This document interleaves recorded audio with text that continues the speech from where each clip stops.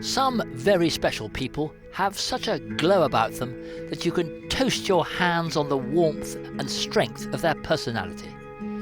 John Oaksey was amongst that number. You felt it if you met him, if you read him, if you watched him. Good afternoon, ladies and gentlemen. We began watching him present racing on TV in 1969, and from the beginning it was obvious he was a bit different because some of the airtime was spent in the saddle. One day at Market Raisin, he went out and rode a winner, then came back and talked us through the replay. Coming to the second last, which is a ditch at this track, it's a horrible place to have a ditch, and Harper's Ferry met it right to stand off and didn't, or he misunderstood my signal, and as you'll see, I near as anything fall off. Boom. He hits it pretty hard. Oh, Lord. A horrible moment between the stirrup and the ground. Oh, dear, oh, dear. John made himself into a very considerable rider. In 1958, he won both the Whitbread and the Hennessy on Taxidermist, and over the years, he rode over 400 winners. What made him effective was not so much innate skill, but energy, determination, and a quite unquenchable love for the horse and for the racing game. That enthusiasm lasted until the very end. And when Carruthers, the horse he bred and named after one of his best naughty stories, won last year's Hennessy, even the losers could scarce forbear to cheer.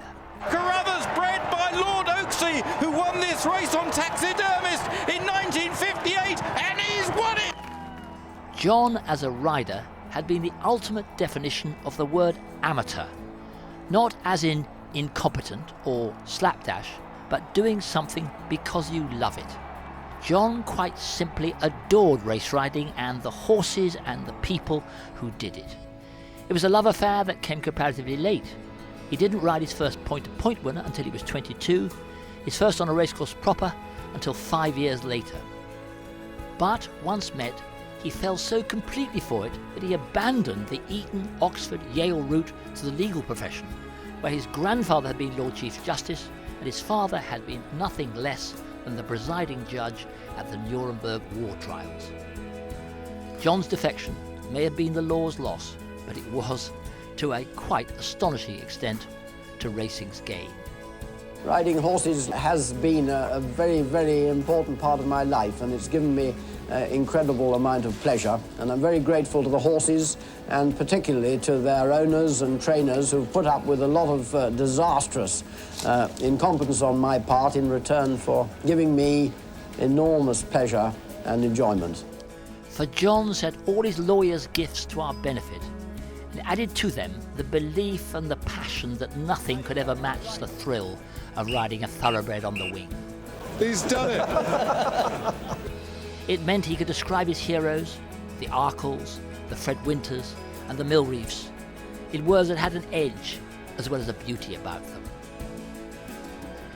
It also meant that he wrote and spoke and worked for fairness. If you read John, listened to him, watched him, it soon became apparent how much he felt for those lads and lesser jocks to whom luck had not been so kind. They were his heroes too, and his natural wish to help was the driving force behind his creation in 1964 of what was to become the Injured Jockeys Fund, which now stands as his greatest memorial.